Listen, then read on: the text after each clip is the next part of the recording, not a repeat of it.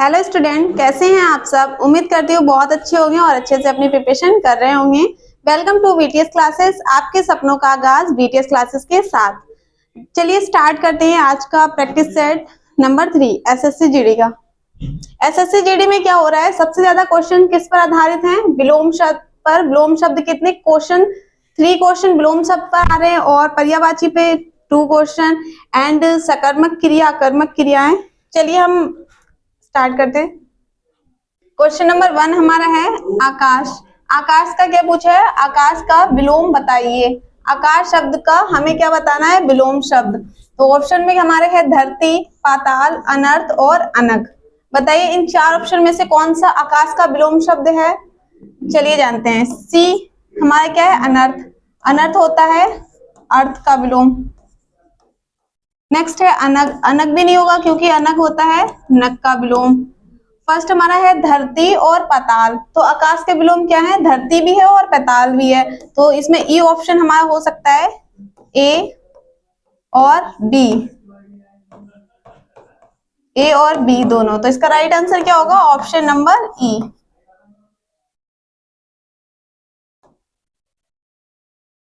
Second question हमारा है जिसका जन्म छोटी जाति या फिर निचले वर्ग में हुआ हो उसके लिए उपयुक्त शब्द है। जिसका जन्म छोटी जाति या निचले वर्ग में होता है तो उसे हम क्या बोलते हैं?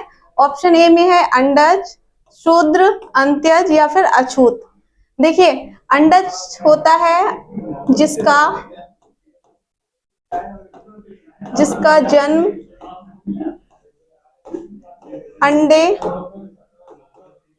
अंडे से हुआ हो,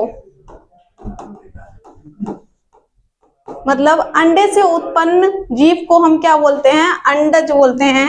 नेक्स्ट है शूद्र। शूद्र का अर्थ होता है छोटा। अंत्यज और अछूत। अछूत नहीं होगा क्यों? अछूत होता है जिसको तो छुआ ना जा सके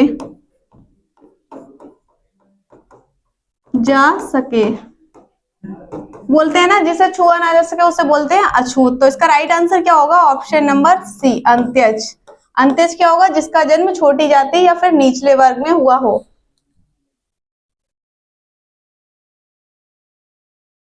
क्वेश्चन नंबर 3 हमारा है जिसका कोई शत्रु पैदा नहीं हुआ हो। जिसका कोई शत्रु पैदा नहीं हुआ हो उसे क्या कहते हैं? एक शब्द में हम क्या कहेंगे? अजानुबाहु कहेंगे, अजात शत्रु कहेंगे या अज्ञात शत्रु कहेंगे या फिर अजात पूर्व कहेंगे। बताइए जिसका कोई शत्रु पैदा ही ना हुआ हो उसे हम क्या कहेंगे? उसे हम कहेंगे अजात शत्रु। Option number B is the right answer, क्योंकि जो शत्रुओं से आजाद हो उसको क्या बोलते हैं? अजात शत्रु। क्वेश्चन नंबर 4 है अनाज का पर्यायवाची शब्द है। अनाज का पर्यायवाची शब्द क्या होता है? चाह, शस्य, सलिल या रूपा। देखिए सलिल नहीं होगा। सलिल किसका होता है? पानी। ये पानी का होता है पर्यायवाची। पानी, तोय, जल, नीर, ये किसके होते हैं? पानी के पर्यायवाची होते हैं। रूपा भी नहीं होगा। चाह होती है इच्छा या अभिलाषा, आकांक्षा। इसका राइट आंसर क्या होगा? शस्य। Option number B is the right answer. किसका है? अनाज का पर्यायवाची।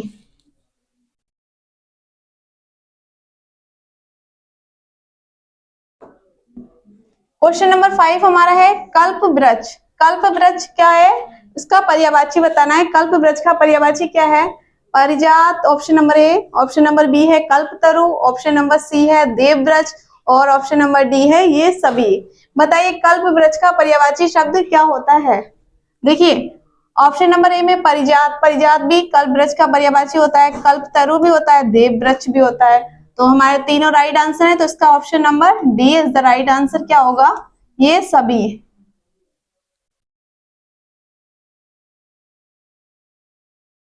क्वेश्चन नंबर 6 हमारा है आसमान फट जाना।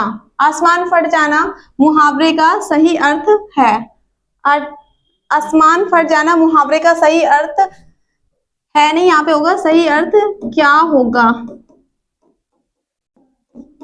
ऑप्शन में क्या दिया है हमें? असंभव काम होना, या फिर बहुत शोर करना, चुगली करना, या फिर अचानक आफत आ पड़ना। देखिए चुगली करना क्यों नहीं होगा, क्योंकि चुगली करना होता है किसी की बुराई करना, उसको बोलते हैं कान भरना भी बोलते हैं, किसी की बुराई करना, उसको हम क्या कहते हैं, चुगली करना। बहुत शोर करना ये भी नहीं होगा, असंभव कार्य करना ये भी नहीं होगा। इसका राइट आंसर क्या होगा, option number D is the right answer, option number D. आसमान फट जाना मतलब अचानक आफत पड़ जाना, आप पढ़ना। क्वेश्चन नंबर 7 है, रिक्त स्थान ना हो तो प्रकाश को कौन पूछे। तो इस रिक्त स्थान है तो उचित विकल्प चुनिए। यहाँ पे हमें एक शब्द छोड़ दिया गया है, रिक्त स्थान हमें ऑप्शन के माध्यम से फिल करना है, भरना है। ऑप्शन में क्या है, धुंधला, अंधकार, उजाला या अंधेरा। तो एक एक करके रख के देखते हैं। पहले देखते हैं धुंधला। धुंधला ना हो तो प्रकाश को कौन पूछे। यदि अगर धुंधला होगा तो प्रकाश को कौन पूछे, तो इसका राइट आंसर क्या होगा, ऑप्शन नंबर बी, अंधकार। क्या होगा, अंधकार। अंधकार ना हो तो प्रकाश को कौन पूछे, क्योंकि जब तक अंधकार नहीं होगा तब तक प्रकाश की जरूरत नहीं पड़ेगी, क्योंकि अंधकार होगा तब क्या होगा, प्रकाश की हमें जरूरत पड़ेगी, आवश्यकता पड़ेगी। क्वेश्चन नंबर 8 है, उत्साह वास्तव में रिक्त स्थान और रिक्त स्थान की मिलीजुली अनुभूति है। ऑप्शन में क्या है, कर्म और फल। ऑप्शन नंबर बी है कर्म और कर्तव्य। ऑप्शन नंबर सी है फल और कर्म, और ऑप्शन नंबर डी है धर्म और अधर्म। तो इसमें कौन सा विकल्प सही बैठेगा, चलो। उत्साह वास्तव में कर्म और फल की मिलीजुली अनुभूति है। सेकेंड है हमारा, उत्साह वास्तव में कर्म और कर्तव्य की मिलीजुली अनुभूति है। ये कर्म और कर्तव्य की मिलीजुली अनुभूति नहीं हो सकती है। फल और कर्म की ये भी नहीं होगा। धर्म और अधर्म की मिलीजुली अनुभूति है, नहीं, क्योंकि उत्साह होता है जोश, यानी कि उत्साह। तो इसका राइट आंसर क्या होगा, कर्म और फल। उत्साह वास्तव में कर्म और फल की मिलीजुली अनुभूति है। इसका राइट आंसर क्या है, ऑप्शन नंबर ए। नेक्स्ट क्वेश्चन है, प्रथम आने रिक्त स्थान मैंने कठिन परिश्रम किया।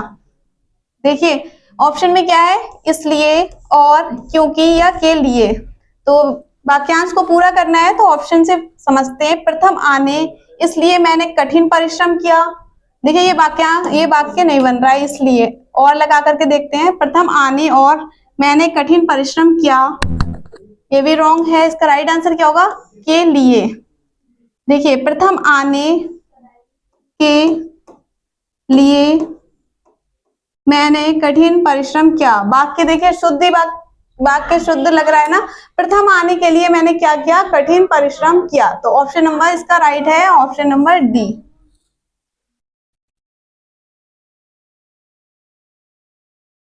क्वेश्चन नंबर 10 हमारा है, संधि कितने प्रकार की होती है। संधि के प्रकार पूछे हैं। ऑप्शन में क्या है, 2, 3, 4 या 6।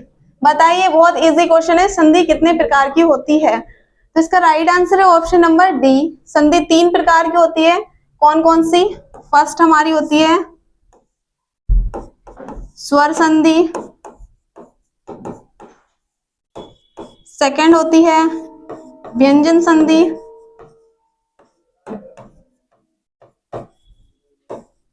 और 3 होती है विसर्ग संधि। विसर्ग संधि।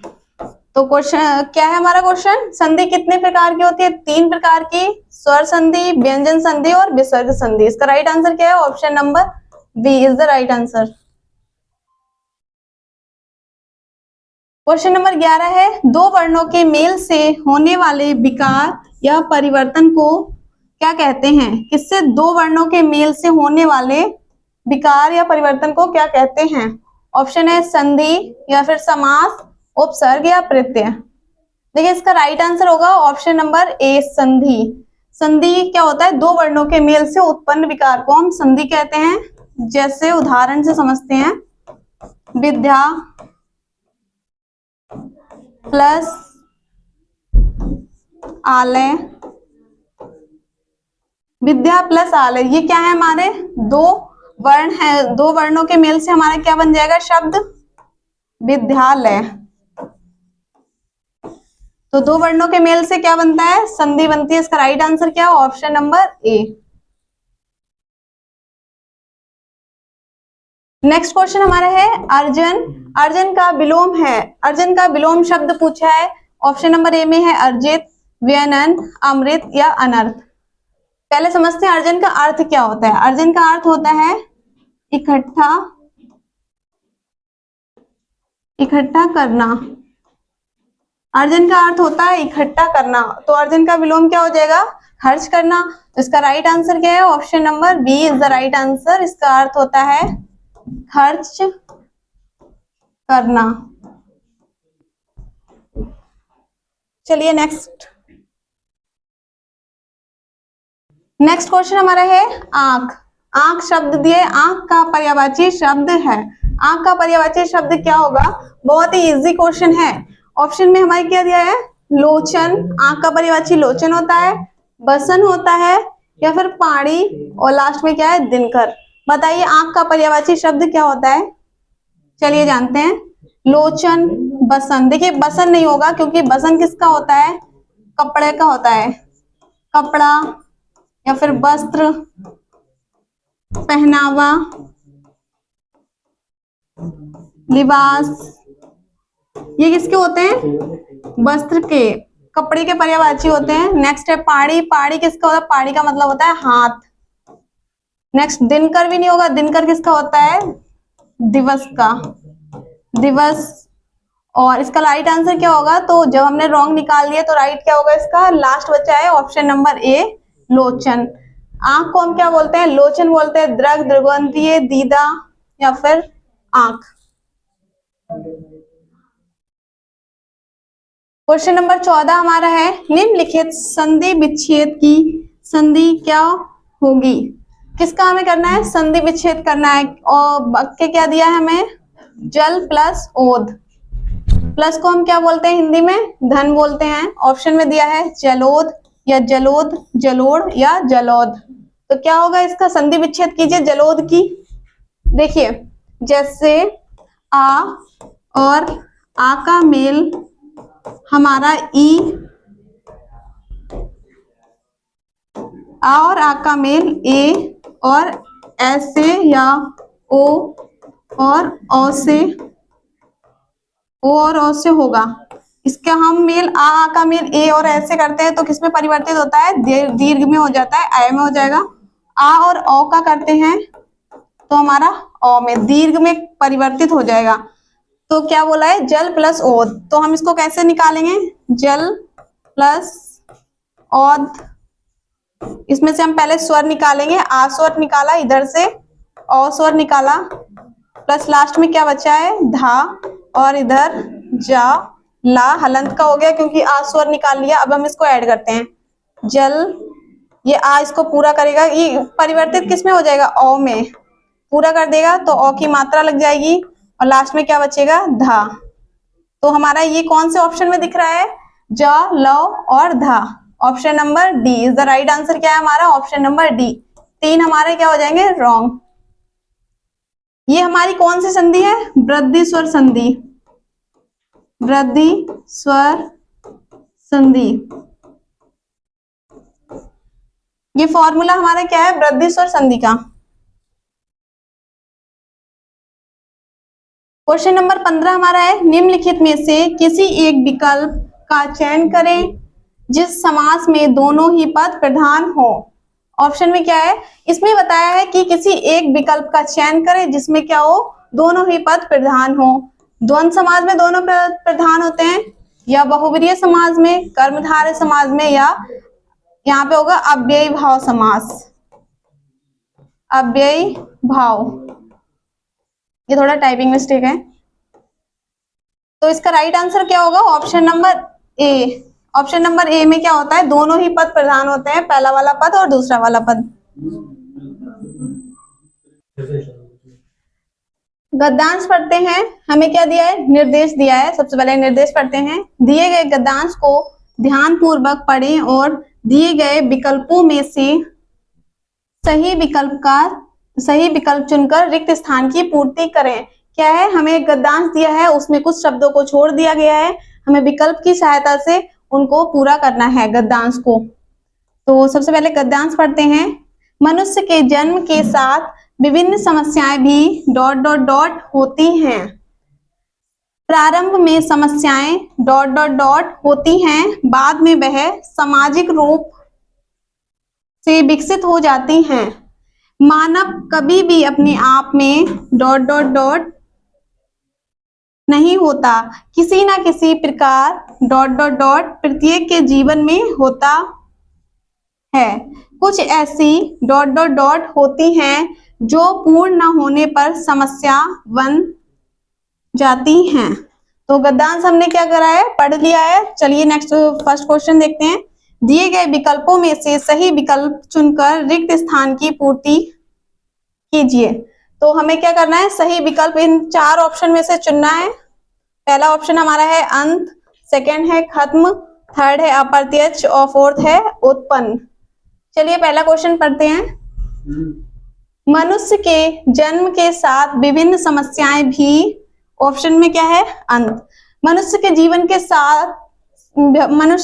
के साथ विभिन्न समस्याएं भी अंत होती हैं या खत्म होती हैं, अप्रत्यक्ष होती हैं या उत्पन्न होती हैं। देखिए, अगर मनुष्य के जन्म होगा तो विभिन्न समस्याएं क्या होंगी, अंत तो नहीं हो सकती हैं, क्योंकि अभी तो उसका जन्म हुआ है। खत्म भी नहीं हो सकती हैं, अप्रत्यक्ष नहीं हो सकती है। इसका राइट आंसर क्या होगा, ऑप्शन नंबर डी। यदि मनुष्य का जन्म होगा तो विभिन्न समस्याएं क्या होंगी, उत्पन्न होंगी। इसका राइट आंसर क्या होगा, option number D is the right answer.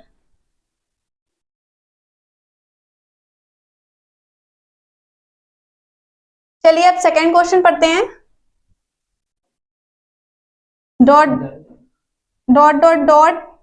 प्रारंभ में समस्याएं ... होती हैं। तो ऑप्शन में क्या हमें दिया है, व्यक्तिगत, सबकी, अनगिनत या फिर एक। बताइए, प्रारंभ में समस्याएं क्या होती हैं, व्यक्तिगत होती हैं या फिर सबकी होती हैं। प्रारंभ में समस्याएं सबकी कैसे हो सकती हैं, जब किसी एक मनुष्य का जन्म हुआ। नेक्स्ट, अनगिनत नहीं हो सकती है, एक नहीं हो सकती है। इसका राइट आंसर क्या होगा, व्यक्तिगत हो सकती है, option number A.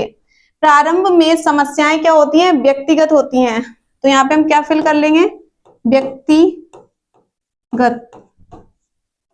Option number A is the right answer. Next question हमारा है क्वेश्चन नंबर 3। बाद में वह सामाजिक रूप से विकसित हो जाती हैं। मानव कभी भी अपने आप में ... नहीं होता। मानव कभी भी अपने आप में क्या नहीं होता है, ऑप्शन में है पूर्ण नहीं होता, ऑप्शन नंबर 2 है अधूरा नहीं होता, ऑप्शन नंबर सी है इतना नहीं होता, या ऑप्शन नंबर डी बढ़ता नहीं होता। तो कौन सा इन चार विकल्प में से राइट आंसर होगा, मानव कभी भी अपने आप में पूर्ण नहीं होता। क्या नहीं होता है, पूर्ण नहीं होता। यहाँ पे हम क्या फिल करेंगे, पूर्ण, क्योंकि कोई ना कोई कमी रह जाती है, मानव अपने आप में पूरा नहीं होता। इसका राइट आंसर क्या है, ऑप्शन नंबर ए।